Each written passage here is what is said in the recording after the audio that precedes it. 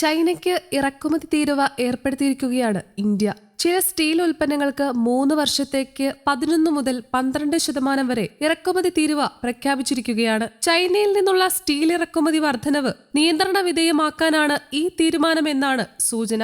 ഇത് ചൈനയെ സംബന്ധിച്ചിടത്തോളം വലിയ തിരിച്ചടിയാണ്. തീരുവയുടെ ഘടന ഇങ്ങനെയാണ്: ആദ്യ വർഷം 12%, രണ്ടാം വർഷം 11.5%, മൂന്നാം വർഷം ഇത് 11%മായി കുറയും. ലോകത്തിലെ രണ്ടാമത്തെ വലിയ ക്രൂഡ് സ്റ്റീൽ ഉൽപാദകരായ ഇന്ത്യ ചൈനയിൽ നിന്നുള്ള വില കുറഞ്ഞ സ്റ്റീൽ ഇറക്കുമതിയുടെ വർധനവ് കാരണം ഏറെ നാളായി പ്രതിസന്ധിയിലായിരുന്നു. തുടർന്ന് പല കോണുകളിൽ നിന്ന് ഈ വിഷയത്തിൽ ഇടപെടൽ ആവശ്യപ്പെട്ട് സമ്മർദ്ദവും ഉണ്ടായി. കൂടാതെ ഈ സാഹചര്യം ആന്റി ഡംപിംഗ് ആശങ്കകൾക്ക് വഴിയൊരുക്കുകയും ആഭ്യന്തര സ്റ്റീൽ നിർമ്മാതാക്കൾക്ക് കനത്ത സമ്മർദ്ദം നൽകുകയും ചെയ്തിരുന്നു. എന്നാൽ ഈ നടപടി ചില വികസ്വര രാജ്യങ്ങളിൽ നിന്നുള്ള ഇറക്കുമതികൾക്ക് ബാധകമല്ല. എന്നാൽ ചൈന, വിയറ്റ്നാം, നേപ്പാൾ എന്നിവിടങ്ങളിൽ നിന്നുള്ള സ്റ്റീലിന് തീരുവ ബാധകമാകും. മാത്രമല്ല, സ്റ്റെയിൻലെസ് സ്റ്റീൽ പോലുള്ള പ്രത്യേകതരം സ്റ്റീൽ ഉൽപ്പന്നങ്ങളെയും ഒഴിവാക്കിയിട്ടുണ്ട്. ആഭ്യന്തര സ്റ്റീൽ വ്യവസായം വില കുറഞ്ഞ ഇറക്കുമതികളാൽ ബുദ്ധിമുട്ട് നേരിടാതിരിക്കാൻ സർക്കാർ പ്രതിജ്ഞാബദ്ധമാണെന്ന് മന്ത്രാലയം വ്യക്തമാക്കി. സമീപകാലത്ത് ഇറക്കുമതിയിൽ പ്രകടമായ വർധനവ് ഉണ്ടായി.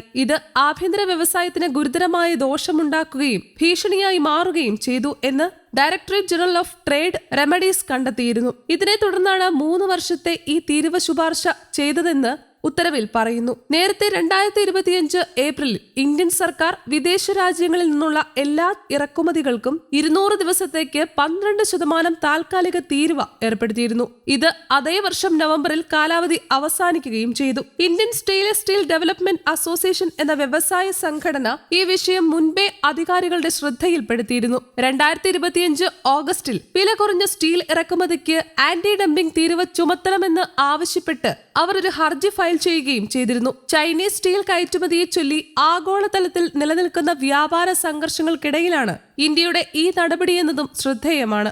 US പ്രസിഡന്റ് ഡൊണാൾഡ് ട്രംപിന്റെ സ്റ്റീലിന് ഇറക്കുമതി തീരുവ ഏർപ്പെടുത്തിയ തീരുമാനമാണ് ഇതിന് ഭാഗികമായി വഴിയൊരുക്കിയത്. US നടപടികൾ ചൈനീസ് സ്റ്റീലിനെ മറ്റ് വിപണികളിലേക്ക് എത്താൻ ഇടയാക്കുകയും രാജ്യങ്ങൾ വ്യാപാര പ്രതിരോധങ്ങൾ ഏർപ്പെടുത്താൻ പ്രേരിപ്പിക്കുകയും ചെയ്തിട്ടുണ്ട്. ദക്ഷിണ കൊറിയയും വിയറ്റ്നാമും ഈ വർഷം ആദ്യം ചൈനീസ് സ്റ്റീൽ ഉൽപ്പന്നങ്ങൾക്ക് ആന്റി ഡംപിംഗ് തീരുവ ചുമത്തിയിരുന്നു. ഇന്ത്യയുടെ നീക്കത്തോട് ചൈനയുടെ പ്രതികരണം എങ്ങനെയെന്ന് തീരുമാനമായിട്ടില്ല. അതേസമയം ഗാൽവൻ സംഘർഷത്തിന് ഇന്ത്യയും ചൈനയും ചർച്ചകളിലൂടെ തൽക്കാലം സമാധാനത്തിന്റെ പാത സ്വീകരിച്ചെങ്കിലും ചൈന ഈ അവസരം മുതലെടുത്ത് ഇന്ത്യയെ കബളിപ്പിക്കുകയാണെന്ന ആരോപണം നിലനിൽക്കുന്നുണ്ട്. ഇന്ത്യയും ചൈനയും വേർതിരിക്കുന്ന ലൈൻ ഓഫ് ആക്ച്വൽ കൺട്രോളിന് സമീപം റോഡുകളും പാലങ്ങളും ഗ്രാമങ്ങളും ഉൾപ്പെടെ അടിസ്ഥാന സൗകര്യങ്ങൾ നിർമ്മിക്കുന്നതിൽ നിന്ന് ഇപ്പോഴും ചൈന പിന്മാറിയിട്ടില്ല. സമാധാന തീരുമാനം ഈ സൗകര്യങ്ങൾ കെട്ടിപ്പൊക്കുന്നതിനുള്ള സാവകാശമായി കാണുകയാണ് ചൈന. ഇത് തന്ത്രപരമായ നീക്കമല്ല, സമാധാനം അടവാക്കിയെടുക്കുകയാണ് ചൈന. ഇന്ത്യയും US തമ്മിൽ അടുക്കുന്നതിനെ ചൈന ജാഗ്രതയോടെയാണ് കാണുന്നത്. ഇന്ത്യയുമായി വീണ്ടും ബന്ധം മെച്ചപ്പെടുത്തുന്നുവെന്ന പ്രതീതി സൃഷ്ടിച്ച് ഇന്ത്യ US ബന്ധത്തിന് തടയിടാനാണ് ചൈനയുടെ പരിശ്രമമെന്നും പെന്റഗൺ ആരോപണം ഉന്നയിച്ചിട്ടുണ്ട്.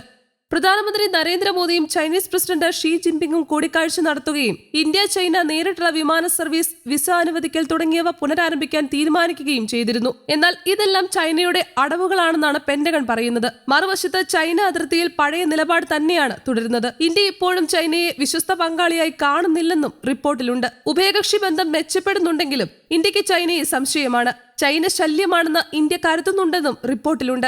എന്തു തന്നെയായാലും ഇന്ത്യ ചൈന ബന്ധം അത്ര നല്ല രസത്തിലല്ലെന്നിരിക്കെ ഇറക്കുമതി തീരുവ ഏർപ്പെടുത്തിയിരിക്കുന്ന ഈ സാഹചര്യത്തിൽ എന്താകും ചൈനയുടെ പ്രതികരണമെന്ന് കാത്തിരുന്ന് കാണാം.